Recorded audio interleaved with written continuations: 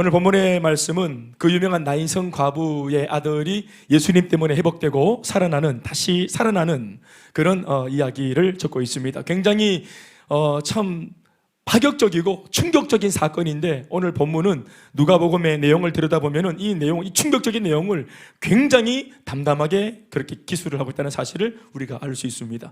뭐 다른 거 다 빼고 그냥 아들이 예수님 만나서 시체가 되어 나가는데, 예수님이 아들의 이름을 불러서 이렇게 세워서 살려서 다시 이 아들을 잃어버린 상실감 속에 좌절과 눈물과 고통 속에 빠져있던 이 어머니에게 죽은 아들을 살려서 되돌려줬다. 아멘, 아멘.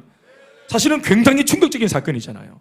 죽었던 사람이 살아난 사건, 굉장히 엄청난 사건이잖아요. 근데 이 사건을 성경이 아주 짧은 지면을 통해서 담담하게 기술해 놓았다는 사실, 그러니까 이 속에 우리가 말씀을 좀 더 깊이 들어가서 숨어있는 은혜들을 우리가 발견해내야 됩니다. 예수님과 제자들, 그리고 예수님을 따르는 많은 무리들은 앞서가시는 예수님을 따라서 오늘 이곳 나인성이라고 부르는 작은 마을, 나사렛에서 한 8km 정도 떨어져 있는 작은 마을 나인이라고 하는 이 마을에 들어서는 그런 장면을 읽었습니다.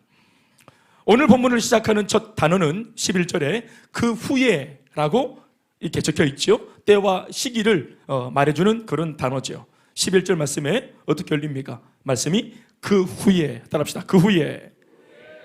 항상 말씀을 보시면 이렇게 말씀이 그냥 어떤 시점과 또 어떤 때를 이렇게 상징하는 이런 단어들을 굳이 사용할 때는 그 후에라고 할 때는 이 시점이 어떤 시점인지를 잘 우리가 묵상해 봐야 됩니다. 그러니까 말씀이 그 후에라고 했으므로 오늘 우리가 다루는 본문은 어떤 사건 이후에 일어난 사건, 그러니까 오늘 일어난 이 사건과 이전에 일어난 사건이 뭔지는 모르겠지만 개연성이 있다, 개연성이 있다는 사실을 우리가 직감적으로 느끼면서 이 문맥을 잘 살펴야 되겠습니다.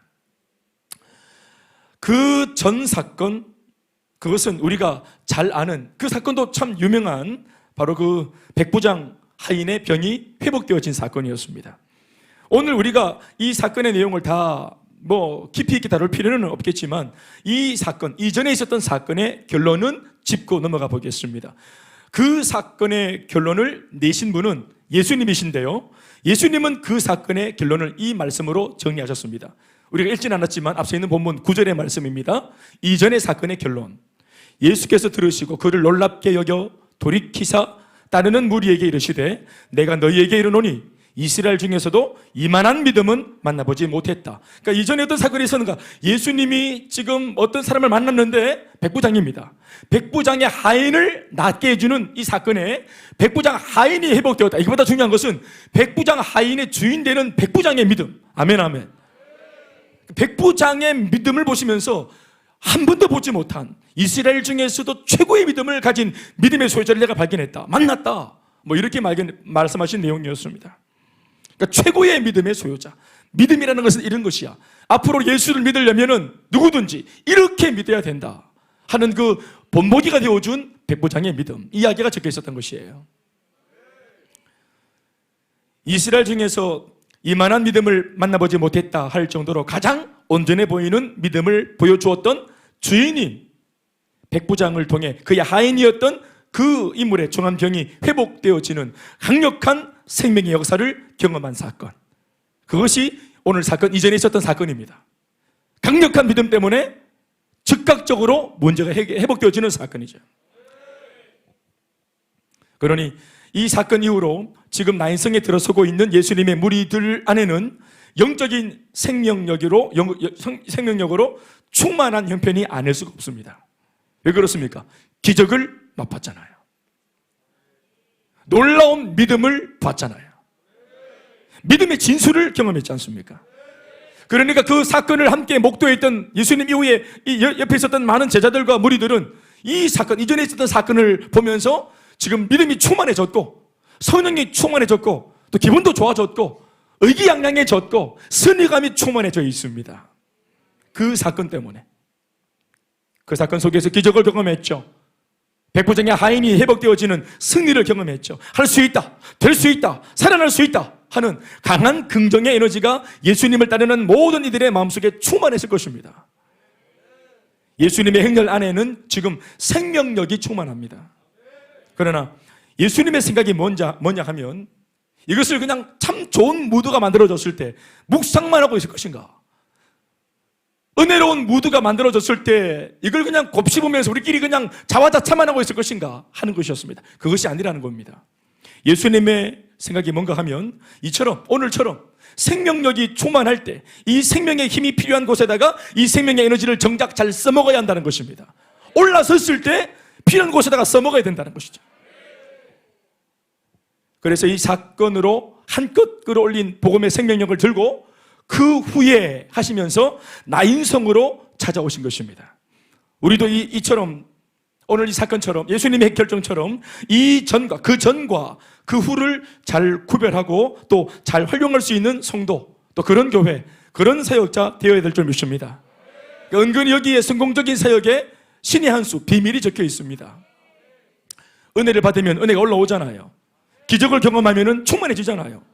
말로 다 할 수 없는 긍정적인 에너지가 예수 믿는 사람들을 압도하잖아요. 그 은혜를 경험하기 전까지는 생각이 복잡했잖아요. 되겠나? 예수를 믿어도 복잡해지고 계산이 복잡한데 주님께서 이런 믿음으로 어떤 문제든지 돌파할 수 있다 하는 이런 백부장의 믿음을 통한 교훈을 주셨을 때, 은혜를 받았을 때, 할렐루야, 이게 돈 문제가 아니구나, 이게 사람 문제가 아니구나, 환경의 문제가 아니구나, 이게 믿음의 문제였구나. 그러니까 이런 말씀을 들을 때 그 전에 받은 은혜를, 그렇게 받은 이 은혜를 곧장 이 능력과 은혜와 이 복음에 필요한 것에다가 써먹을 수 있는 영적인 센스가 필요하다 이 말이에요. 양육을 받는 이유가 뭡니까? 써먹기 위함이죠. 교회에 모여서 은혜를 받는 이유가 뭡니까? 세상에 나가서 써먹기 위한 거예요. 삶으로 믿음을, 삶으로 내가 진 믿음을 우리가 확정해 보여야 합니다. 교회 안에 마귀가 없죠. 저 바깥에 있습니다. 그놈은. 그러니까 잘 연단받아서 충만해져서 결국 거기 가서 우리가 맞짱을 떠야 되겠죠. 예수님이 나인성에 입장하실 무렵에 장례식 행렬이 성 안에서부터 성 바깥으로 나오고 있었습니다. 반면 예수님은 성 밖에서 성 안으로 들어가고 계셨습니다. 이 장면을 1절과 2절이 아주 참 이걸 대조해 놓고 잘 적어 놓았습니다. 건더기 다 빼고 불필요한 거 다 걷어내고 1절과 2절 두 행렬의 만남이라는 그런 모습으로 말씀이 기록되고 있습니다. 한번 읽어보시겠습니까? 두 절을 시작. 그 후에 예수께서 나인이란 성으로 가실새 제자와 많은 무리가 동행하더니, 예수님만 간 게 아니죠. 예수님 제자들 그리고 백부장 하인이 낳는 것을 목도하면서 마음속에 뭔가 믿음이 생겼는지 모르겠지만 뭔가 막 의기양양해지고, 야 이거 뭐 대단한데? 이 예수가 대단한데? 이 예수 안에서 뭐 놀라운 생명력이 나오고 있잖아. 이건 뭔가 있어 하면서 모두가 뭔가 믿음에 대해서 긍정적으로 반응하는, 아멘이십니까? 이 분위기를 이해하시겠습니까? 그렇죠. 그러니까 모두가 다 성령 충만한 건 아니지만 이게 뭔지 조금은 알 것 같아요. 마음속에 뭔가 변화가 일어나고 있어요. 그런 무리들이 예수를 지금 따르고 있는 것입니다. 또 예수님은 그 무리를 송두리째 데리고 지금 나인성으로 끌고 가고 계십니다. 그런데 2절 보시면은 그 정작 나인성 문 밖 안에서는 어떤 행렬이 나오고 있는가? 시작. 성문에 가까이 이르실 때에 사람들이 한 죽은 자를 메고 나오니, 이건 이제 나인성에 사는 사람들입니다. 이는 이 죽은 자가 족보가 있고 프로필이 있어요. 그냥 죽어 있는 게 아닙니다. 프로필이 있어요. 시작. 이는 한 어머니의 독자, 그의 어머니는 과부라. 그 성에 많은 사람도, 이 죽은 시체와 함께 있는 많은 사람들도 그와 함께, 이 시체와 함께 나오고 있다, 이렇게 적고 있습니다. 그러니까 죽은 존재가 어떤 존재인지 모르겠지만 이 나인성에서 꽤나 주목을 받는 인물이었던 것 같습니다. 잘났든지 아니면 너무 불쌍한 그런 사연이 있는 가정이라서 그런지 모르겠지만 많은 사람들이 안타까워하고 애곡하며 아들을 잃어버린 홀로 남겨진 과부, 이 과부를 막 위로할 마음으로 많은 성에 있는 사람들이 함께 장례 행렬에 동참해서 성 안에서 성 바깥으로 나오고 있습니다. 나인이란 동네 하나를 두고서 이 성 밖에서부터 안으로 들어서고 계신 예수님의 공동체와 성 안에서부터 바깥으로 나오고 있는 과부의 공동체가 바로 만남으로 오늘 그림을 그리고 있는 것입니다. 영적인 의미를 가미하여 이 두 행렬의 만남을 설명하자면 생명의 행렬과 죽음의 행렬 간의 만남이라고 할 수 있겠습니다. 이해가 되시면 아멘 하실까요? 이 만남이 어떤 만남인지 아시겠죠? 이런 걸 성경이 의도적으로 이렇게 지금 대조해놓고 그림을 그리고 있는 것입니다.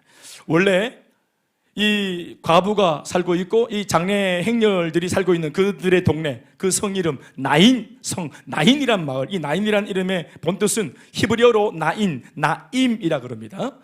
그러니까 히브리어로는 미음으로 바뀝니다. 나임.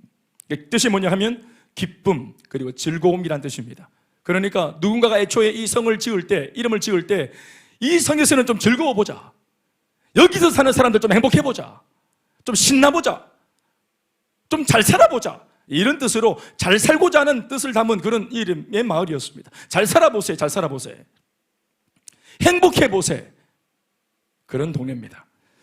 그러나 오늘 본문에 등장하는 아들 잃은 과부에게 이 나인성은 절망과 고통, 아픔과 상처의 땅입니다. 나인이 아닙니다. 기쁘지 않습니다. 즐겁지 않습니다. 해피하지 않습니다. 좀 더 확장시켜 볼까요? 그 나인이라는 동네, 그 마을도 이스라엘이니까요. 지금 그 당시 예수님 오셨을 당시 이스라엘은 로마의 속국이었잖아요. 로마의 식민지였습니다. 그러니 나인도 마찬가지겠죠. 로마의 주권을 빼앗기고 식민지가 되어버린 이 나인성에 진짜로 이름처럼 기쁨이 있었겠고 즐거움이 있었겠습니까? 아닙니다. 로마에게 주권을 빼앗긴 곳, 그게 나인이에요. 남편을 잃어버린 곳, 이혼을 했는지 아니면 사별을 했는지 아마 추측건대 남편이 먼저 죽은 것으로 보여집니다. 남편을 잃어버린 곳, 그 바람에 과부가 되어진 곳, 이제는 하나 남아있는 아들마저도 잃어버린 곳, 그게 바로 나인이에요. 고통과 슬픔으로 채워진 비극의 장소, 살아갈 이유가 없고 인생의 소망을 빼앗긴 곳, 이후로 또 어떤 비극이 찾아올지 모르는 두렵기만 한 곳, 이런 거는 달리 실제로 나인은 이런 곳이었습니다. 오늘 어떤 면에서는 우리가 살고 있는 이 세상이 바로 그 과부가 살고 있던 나인성입니다. 여러분들은 어떤 곳에 살고 계십니까? 제가 살고 있는 아파트는 저기 정산의 보국 웰리치입니다. 제가 살고 있는 아파트 이름은 웰리치. 그냥 리치가 아닙니다. 웰리치입니다. 아주 근사한 부자가 될 수 있는, 근사한 부자가 한번 돼보자고 아파트를 그렇게 지었어요. 웰리치. 정말 웰리치가요? 이 편한 세상이란 이름도, 집도 있습니다. 편합니까? 이 편한 곳에 살면 행복합니까? 편해집니까? 예? 이 불편한 세상 아닙니까? 파밀리에, 우리 오늘 간증하시는 우리 파밀리에가 그 뭡니까? 가족이라도 아닙니까? 예? 그 파밀리에가 하여튼 이렇게 가족들이 잘 그렇게 건강하고 행복하려고 그래. 지은 이름인데. 거기에서 또 가족들끼리 시끄럽고 꼴보기 싫은 가족이 되어지고 이런 문제거리가 되어지는 가족 없습니까? 파밀리에 다 가족들이 행복해지는 곳이기만 합니까? 프로지요? 두드리 맞아가 눈 시퍼렇지요? 프로지요? 맞습니까? 나머지 얼마나, 이름은 얼마나 근사하게 짓습니까? 이름대로 살아냅니까? 이름대로 살아집니까? 아니잖아요. 우리는 생각하기를 세상이 사실 이렇긴 해도 나만 아니면 돼 하는 은근한 계산을 두고 하루하루 외줄타기 하듯이 이 세상을 살아가고 있지 않습니까? 그렇지. 목사님 말씀처럼 다 편할 수 있나? 이 편한 세상 맞나? 다 푸르지오가? 아니지. 그러나 나만 아니면 돼 하면서 우리 그렇게 살고 있지 않습니까? 그러나 이 세상은 그런 우리를 비웃기라도 하듯 상처와 좌절로 우리의 신랄 같은 소망과 기대를 무참히 짓밟습니다. 과부의 외아들의 죽음이란 상황은 적어도 과부에게는 한마디로 최악이란 말이에요. 이건 정말 최악입니다. 과부는 그냥 가만히 둬도 힘든 사람이에요. 그냥 과부라는 이름을 가지고 그 타이틀, 그 상황으로 그냥 사는 것 자체가 고통입니다. 과부는 굳이 누가 어렵게 안 해도 그냥 과부로 존재하는 그 존재론 자체가 고통이에요. 이스라엘 사람들이 관용적인 표현으로 늘 하는 말이 있어요. 물론 구약에 있는 말씀을 근거로 하는 말인데 그게 뭐냐면 세상에서 가장 우리가 도와줘야 할 약자가 누구냐? 나그네, 그리고 고아와 과부. 이 세 부류의 사람들이 그렇다는 거예요. 그 세 부류의 한 부류가 바로 과부입니다. 가만둬도 힘든 사람이에요. 그런데 그에게 하나 있는 유일한 외아들이 졸지에 갑자기 죽어버렸어요. 돈을 잃은 고통보다, 질병에 걸린 고통보다, 내가 그토록 간절히 바라던 꿈이 좌절된 그런 고통보다, 아니면 인생을 내가 다 걸고 최선을 다했던 계획이 물거품이 되어지는 바람에 겪게 되는 고통보다, 혹은 이 모든 것들 외에 그 어떤 고통이 있다 하더라도 남편을 잃은 과부가 얼마 후 하나밖에 없는 외아들마저 잃게 된 이 고통에 비길 수 있겠습니까? 이것은 최악의 고통입니다. 과부에게 적어도 그 외아들은, 하나밖에 없는 아들은 그녀가 사는 이유입니다. 이 아들 때문에 사는 거예요. 우리 마지못해 산다, 죽지 못해 산다, 사라지니 산다, 숨이 쉬어지니까 사는 거예요. 근데 이미 마음은 살 마음이 하나도 없어. 이 세상을 살면서 감정이 반응하지 않아요. 기쁠 것도 없고 닦기 더 슬플 것도 없어. 이미 절망을 맛봤기 때문에. 유일하게 이렇게 살 수밖에 없는 이 과부에게 소망이 하나 있었는데 그게 아들이었어요. 외아들. 이 아들이 아니었으면은 이 과부, 이 여인은 더 이상 살 이유가 없고 더 이상 이렇게 존재할 이유가 없는 그런 형편이었습니다. 돈을 벌고 밥을 먹고 건강을 챙기고 사람을 만나고 그래도 인생의 계획을 세우며 지금 이 순간까지 치열하게 살아보려고 발버둥 쳤던 모든 이유는 단 하나, 이 아들 때문이었어요. 그런데 그런 아들이 오늘 죽었습니다. 기쁨과 즐거움의 땅 나인에서 내 아들은 죽었습니다. 그러니 이 땅 나인은 사실 이 여인에게 고통만 주는 땅입니다. 절대로 기쁨이 아니고 즐거움이 아닙니다. 죽음이 주는 절망이 뭡니까? 죽음이라는 것이 주는 절망이 뭐예요? 살아있는 자들을 무력하게 만든다는 것입니다. 죽음을 당한 당사자도 불행하지만 아끼는 이 가족을, 특별히 과부에게 외아들, 이런 존재가 죽어짐으로 이 아들의 죽음을 통해 살아있는, 남아있는 이 가족, 이 하나밖에 없는 자기 어머니에게도 아주 인생에 아무런 의미가 없도록 무기력함을 주는 겁니다. 아들의 죽음이. 엄마는 아직도 여전히 사랑하는 자신의 외아들을 위해서라면 어떤 일도, 어떤 짓도 할 수 있는 상태입니다. 열정이 충만합니다. 뭐든지 할 수 있어요. 엄마는 지금도 내 아들을 위해서라면. 그러나 죽어버린 아들을 앞에 두고서는 그녀는 아무것도 할 수 있는 게 없어요. 그게 사람을 절망으로 빠뜨리는 겁니다. 사랑을 공급할 대상이 사라진 겁니다. 열정을 다할 나의 그 대상이 사라진 거예요. 어떤 일도 아들을 위해서라면 할 수 있는데 할 수가 없는 상황. 죽음이 이렇게 만드는 겁니다. 죽음은 아들만 죽인 게 아니라 그의 어머니도 죽인 것입니다. 절대적인 절망입니다. 오늘 예수님께서 이 상황을 몰랐을까요? 예수님이신데요? 알았습니다. 예수님 우연히 만난 게 아닙니다. 이 행렬들을. 이 행렬을 만나기 위해 작정을 하시고 이 행렬 앞에 서슴지 않고 걸어가신 것입니다.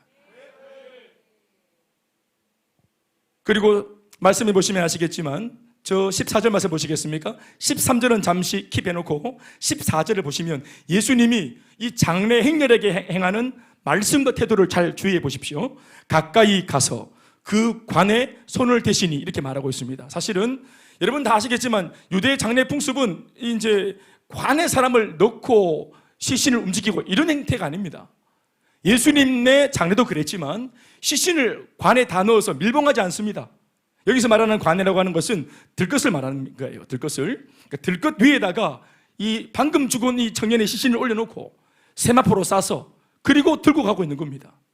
그러니까 예수님께서 오늘 가까이 다가가서 손을 대신 그 관이라는 것은 사실 관이 아니라 누워있는 이 아들의 시체입니다. 죽어있는 몸에다가 손을 대신 것입니다. 우리가 예수님의 행보를 함께 좀 자세히 보시면은 예수님이 어떤 사람들, 문제 만난 사람들을 고치시고 도우실 때 말씀만으로도 할 수 있는 부분을 놓고 굳이 구태여 어떤 액션을 가미할 때가 있어요. 예컨대 요한복음 9장에 가면은 그 어디입니까? 실로암에서 눈을 떴던 청년 같은 경우도 말씀으로 낫게 할 수 있는데 막 흙바닥에다가 침을 뱉어서 그걸 진흙으로 만들어가. 이 얼마나 과정이 복잡합니까? 그 드라이랜드 아닙니까? 물기 하나 없는 이 북한 이 사막을 그걸 들어서 이거를 진흙을 만들면 얼마나 침을 뱉었겠어요? 개고 해가지고 진흙을 만들었다 하니까 이 머드팩을 만들어서 이걸 눈에다 발랐다 안 합니까?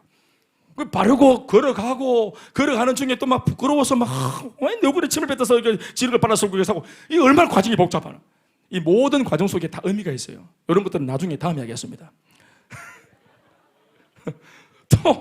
또 예수님께서 또 문둥병자를 낫게 하실 때도 마찬가지입니다. 구태여 고물이 나고 진물이 나는 고름이 나고 진물이 나고 있는 그 막 썩어져 문드러가는 문둥병자의 몸에다가 구태여 손을 대시면서 내가 원하노니 깨끗함을 받으라고 말씀하지. 말씀만 하면 되는데 구태여 그 고름에 막 그 진물 나는 고름에 피고름에다가 손을 철퍽 댄다 이 말이에요. 그리고 막 피고름을 이렇게 만지시면서 제가 좀 보탰습니다. 그렇게 나설 필요 있어요? 말씀을 할 수 있는데 이게 의미가 있는 것입니다. 구약 시대에 그들이 늘 묵상하던 그 율법, 레위기 율법에 의하면 정한 것과 부정한 것이 있잖아요. 하나님을 믿는 나는 거룩한 백성이 되었는데 내가 이 세상에 천하고 더럽고 부정한 것에 절대로 내가 접촉하면 안 돼. 이런 개념이죠. 그래서 정한 것과 부정한 것을 구분하는 그런 예법이 있지 않습니까?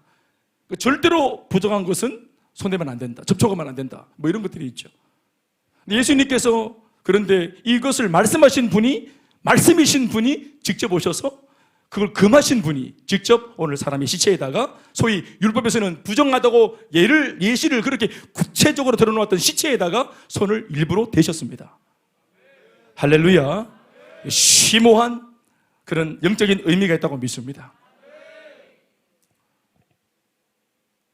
죽음은 모든 것을 다 굴복시키죠. 심지어 생명을 잃었기 때문에 죽음이라 말하잖아요. 어떤 면에서는 생명보다 더 강한 게 죽음 같아요. 그렇죠. 김대현이의 생명은 이 청년의 죽음을 막을 수 없습니다. 우리 다 알겠지만 죽음이 얼마나 강합니까? 메시지 자체가 강해. 그래서 죽음이라고 하는 이 시체가 움직일 때는, 장례행절이 움직일 때는 모두가 다 고개 숙이잖아요. 우리끼리 막 즐겁고 재밌게 막 그냥 쇼하다가 예능 보면서 막 게임하고 막 레크레이션하고 기쁘다가 누가 죽어서 고골하고 시체가 들어오면은 우리 모두가 다 그 즐거움을 잠시 보류하고 멈추고 예의를 지킨다는 명분으로 다 멈추잖아요. 웃음을 멈추잖아요. 누가 장례식장에서 웃습니까? 다 멈춥니다. 이게 뭘 말합니까? 죽음이 가장 강한 거예요. 죽음 앞에 다 고개 숙이는 겁니다. 이거는 뭐 아미까지는 아닙니다만은 죽음이 그렇게 세다 이 말이에요. 김대현이의 생명도 이 청년의 죽음 앞에는 머리를 숙이고 예의를 갖춰야 돼요. 그런데 예수님은 그렇게 하지 않았단 말이에요. 예수님은 예의를 안 갖췄어요. 예수님은 이렇게 막 지금 아주 장엄한 분위기로 막 나오고 있는 장례, 이 죽음의 에너지가 충만한, 죽음의 분위기가 충만한, 어둠의 분위기가 충만하고 부정적인 분위기가 충만한 이 장례 행렬을 막아 세웠습니다. 누가 죽음의 자녀를 막아 세웁니까? 생명이신 분이 막아 세우는 거예요. 죽음보다 더 강한 진짜 생명이신 분이 죽음을 멈춰 세우시는 것입니다. 그 순간 죽음도 진짜 생명이신 주님 앞에 머리를 조아리는 것입니다. 누가 이렇게 엄숙한 분위기에 이 장례 행렬을 막겠어요? 길비켠대요. 그 누구도 못 막죠. 예수님께서 이 죽음의 장례 행렬을 멈춰 세웁니다. 보란듯이 부정적인 에너지를, 슬픔과 아픔을 뿜어내고 있는 그 본체인 시체에 손을 대버리십니다. 그리고 죽은 시체에 말을 겁니다. 오늘 제목처럼 죽어있지 말고 일어나라. Young man, I say to you, get up. 아멘이십니까?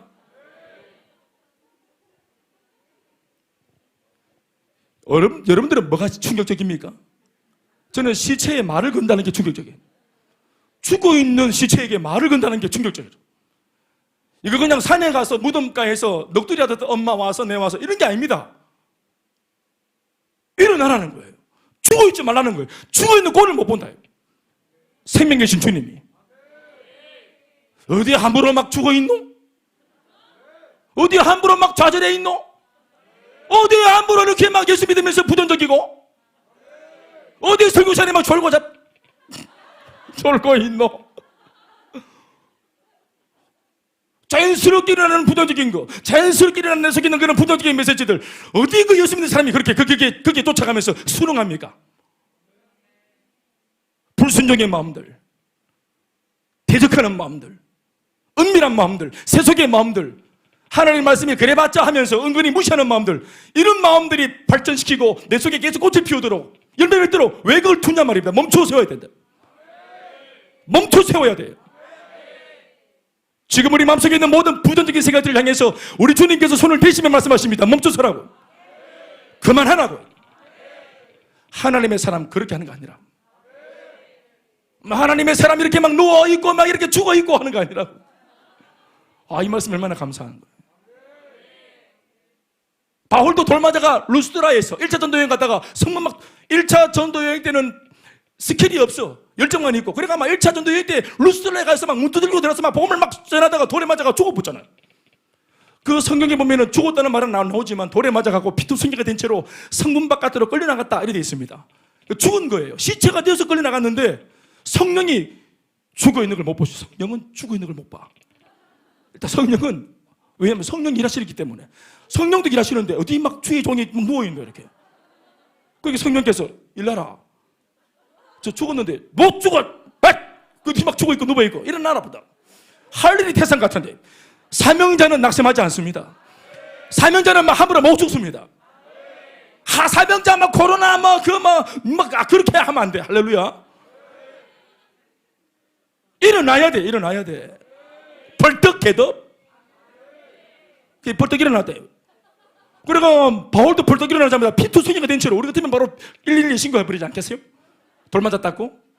해도에도 너무 한다고? 내가 뭐 복음 전했기로서니 뭐 크게 잘못했냐면서. 그런데 피투성이가 된 채로 그대로 막 피가 응고됐지. 그대로 가서 다시 자기가 시체가 되어서 끌려나왔던 성문을 또 두드리게. 정말 대단한 사람이에요. 세수 이런 거 안 합니다. 그냥 그대로 피 그대로 막 머리 터진 거 그대로 막 이렇게 막 이렇게 골 그리게 내 흐린 머리. 그래 바로 문 두드리고. 그래 막 문지기가 문 열었다가 깜짝 놀라. 우와! 하면서 조금 전에 시체가 나갈 때 지가 문 열어줬는데 시체가 살아서 문 두드리니까 돌아본다. 우와! 하면서 지독하다 지독해. 여러분 행복 모임 이렇게 하는 겁니다. 피를 막 지질 흘리면서 가. 할렐루야. 그래 막. 불신자가 핍박하는 사람이 마음속으로 내가 언젠가는 저거 따라가지. 내가 언젠가는 저놈 따라가지. 이게 마음속에 이미 두려움이 엄습하는 기라. 어쩔 수 없어. 이거 알아도 어쩔 수 없어. 할렐루야. 알면서도 끌려가는 거예요. 복음의 능력이. 깨럽 영맨이 어디 누워있노? 어머니 가만둬도 힘드신 분이신데 뭘 한 게 있다고 막 죽어버려 누워있고 그래 아들이. 이거 제가 좀 과하게 얘기한 것입니다. 뭐 죽고 싶어 죽었겠습니까? 많은 복음이 그런 것 같아요. 진짜로 복음은 우리 속에서 예수 믿는 사람들이 좌절하고 낙심하고 죽어있는 꼴을 보지 못하잖아요. 끊임없이 우리를 이렇게 세우잖아요. 그렇죠? 그래서 우리의 항상 예수 믿는 사람들의 그 기준이 뭐냐 하면은 성령으로 안 충만한 게 아니라 성령으로 충만한 거예요. 그렇죠? 복음이 우리를 어디로 항상 이끌어 가시는지 보십시오. 성령 충만하지 않은 우리를 항상 말씀으로 도전해서 회개시키고 깨닫게 하셔서 기도하게 만들고 우리를 충만하게 만들잖아요. 이게 복음이 하는 일입니다. 충만한 사람을 복음 역사에서 절제해라, 자제해라, 하지 마라, 기도하지 마라 이렇게 안 합니다. 안 하는 것들 하게 만들지. 할렐루야. 복음은 누워있는 사람 일으키고 일어난 사람 걷게 만들고 걷는 사람 뛰게 만들고 하게 만드시는 성령이십니다.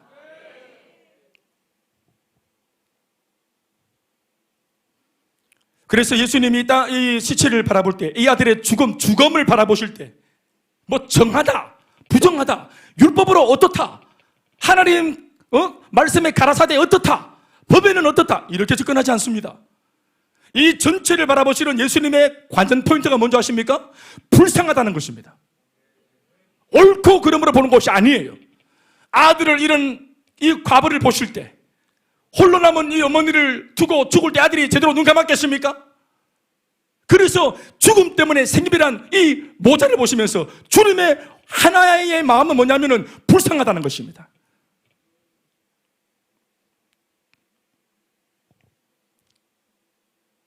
말씀해 보시겠습니까? 13절 말씀. 주께서 시작.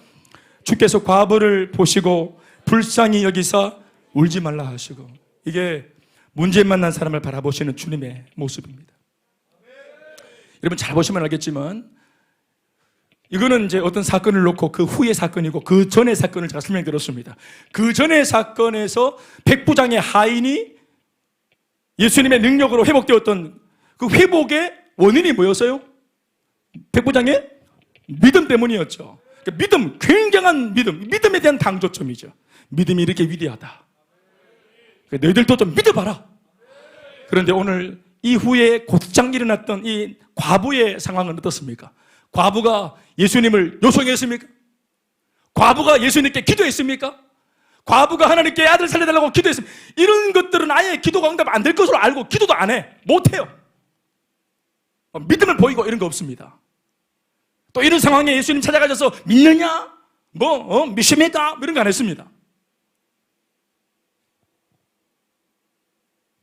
믿음을 보일 수 있는 여지가 없고 얼마나 절망적이면 기도할 힘도 없고 이런 문제를 놓고 이 정도의 문제를 하나님께 들고 가도 되는지 안 되는지 이런 식견도 없는 어떻게 보면 영적으로 무지한 그러면서도 인생의 답보 상태에서 어디로 탈출구를 찾아야 될지 답을 할 수 없는 이 문제 속에 빠져있는 이 절망 가운데 빠져있는 과부에게 예수님 찾아가셔서 했던 건 뭐냐면 믿느냐 이런 거 아닙니다. 불쌍히 여기시는 것입니다. 하나님의 구원이 우리 믿음을 통해서도 일어나지만 이런 사건을 보면 믿음이 먼저가 아니라 하나님께서 일방적으로 당신이 허락하시면 당신이 주권적으로 역사하시면 왜 주권적으로 역사하셨습니까? 불쌍하니까요. 복음을 한 번도 듣지 못하고 하나님은 죄인들이 지옥에 가는 것을 하나님이 원하지 않습니다. 하나님께서 법적으로 따져들고 문제 만난 사람들한테 하나님께서 법적으로 따져들면 너 지난주 숙제했나? 하나님 앞에서 자 말씀은 얼마나 읽었고 큐티를 얼마나 이렇게 하지 않습니다. 불쌍히 여기시고 마음은 온유로되 육신이 약해서 행복 모임을 너무 잘하고 싶은데 열고 싶고 살고 싶은데 능력이 없어서 내가 지금은 부족해서 내 속에 교회를 통해 은혜도 많이 받고 양육과 훈련을 통해서 도전도 많이 받고 간증을 통해 듣는 거 참 많지만 나도 그렇게 쓰임받고 싶지만 현재 나의 모습이 초라하고 부족하고 약한 걸 어떡하겠습니까? 그럴 때 필요한 것이 뭡니까? 하나님의 긍휼입니다. 때로는 기도들 못할 때가 있잖아요. 너무 힘들 때는 기도도 안 나올 때가 있잖아요. 나도 모르게 자꾸만 비교되어지고 눌리고 열등해질 때가 있잖아요. 그런 걸 어떡하겠어요? 그럴 때 우리가 구해야 될 것은 하나님의 긍휼이십니다. 주님 나를 불쌍히 여겨주십시오. 하나님께서 예수님이 이 과부를 불쌍히 보시는 것. 영적인 접근을 또 한 가지 한번 해볼까요? 제가 아까도 말씀드렸지만 관용적인 표현과 같이 그렇게나 많이 쓰일 정도로 이스라엘에서 가장 약자 중에 약자는 누구라 했습니까? 세 부류의 사람들. 과부와 나그네와 고아라에 있습니다. 그런데 이것이 다 물리적인 입장에서의 결핍이 있는 사람들이 아닙니다. 인생을 살아가면서 예수를 모르고 내가 어디에서 와서 어디로 가는 인생인지 모르고 방황하고 사는 자기 본향을 모르고 자기의 본토를 모르고 자기의 본 아버지를 모르고 그냥 사라지는 사는 사람이 바로 나그네들입니다. 이 세상에 하나님을 모르는 사람들이 나그네예요. 죽어서 가야 될 집이 없는 사람이 나그네입니다. 예수 신랑을 모르고 사는 사람들이 이 땅의 영적인 과부들이고 하나님 아버지를 나의 창조주를 모르고 막 살아가는 사람들이 바로 이 땅의 영적인 고아입니다. 어떤 면에서 이 사건은 상징적인 것이죠.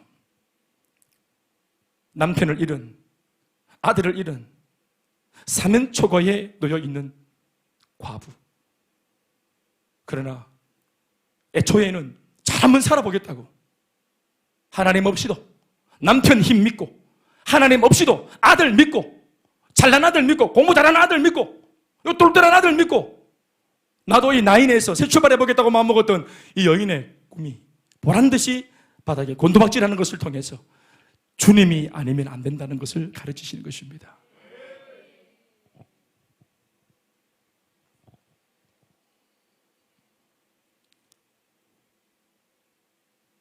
에스겔 18장 31절 말씀에 주님 말씀하시기를 너희는 범한 모든 죄악을 버리고 마음과 영을 새롭게 할지어다. 이스라엘 족속아 너희가 어찌하여 죽고자 하느냐. 따라합시다. 어찌하여 죽고자 하느냐. 어찌하여 죽고자 하느냐. 죽어 있지 말고 살아나라. 말씀이 들려올 때 말씀의 줄을 붙들고 일어나라. 회개하고 돌이켜라. 오늘 예수님께서 오신 것 자체가 기적이고 기회인 것이에요. 죽어있던 이 아이는 아무것도 한 게 없습니다. 요청할 힘도 없습니다. 구원에 대하여 모든 인생들은 이 죽은 시체와 같이 전적으로 무능력한 거예요. 이 아이가 죽었기 때문에 구원에 대하여 무능한 게 아니라 이 세상에 버젓이 살아있지만 모든 인간들은 구원에 대해서 무능력합니다. 우리 다 죽어 있습니다. 우리 스스로는 주님을 고백할 수 없어요. 우리 스스로의 힘으로는 믿음을 고백할 수 없습니다. 주님이 먼저 오셔야 돼요. 잘못된 길로 걸어가는 내 장래 행렬을 주님이 멈춰주셔야 됩니다. 썩어 문드러진 내 인생에 주님이 손대어 주셔야 됩니다. 시편 118편 16절 18절도 이렇게 말합니다. 시작. 여호와의 오른손이 높이 들렸으며 여호와의 오른손이 권능을 베푸시도다. 내가 죽지 않고 살아서 여호와께서 하시는 일을 선포하리로다. 아멘이십니까? 죽지 않고 살아서 하나님의 이름을 선포하고 나를 기가 막힌 웅덩이에서 걸어내신 주님의 영광을 선포하며 살겠다. 이제는 나를 건드신 주님을 위해서 살겠다. 여호와께서 나를 심히 때로는 경책하시고 징계를 하실지라도 절대로 죽음에는 넘기지 아니하실 것이다. 하나님께서 산자를 통해 역사하실 것입니다. 우리를 살리시고 역사하실 것입니다. 말씀 뵙겠습니다.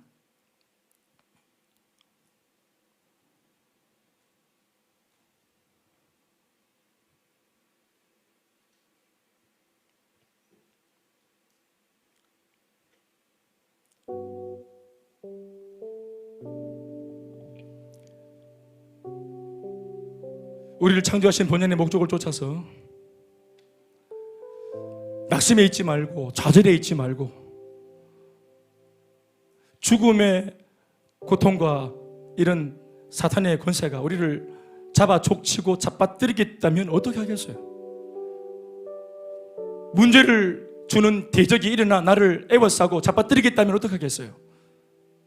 잡아줄 수 있고 넘어질 수 있고 낙심할 수 있고 좌절에 이를 수 있습니다.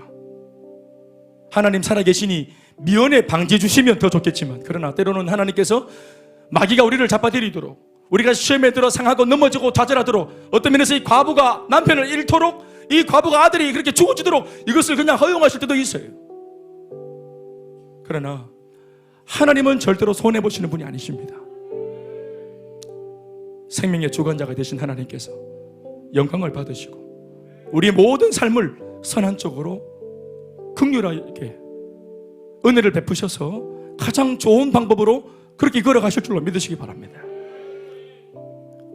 원하기는 오늘 죽어있는 죽음과 같은 나의 삶 속에도 열린 무덤과 같이 그 옛날 요한계시록 4대 교회와 같이 살았다 하는 이름은 같았지만 실상은 죽었던 시체와 진배 없는 그 죽어있는 깡마른 교회, 깡마른 성도, 오늘 그 죽음에 손을 대시며 일어나라 하시는 음성이 우리를 일깨우기를 바랍니다. 사랑하는 여러분, 우리들의 삶의 영역에 지금 현재 죽어있는 것이 뭐가 있습니까? 우리 삶의 영역에서 지금도 죽어가고 있는 것이 뭐가 있습니까? 사명이 죽어가고 있습니까?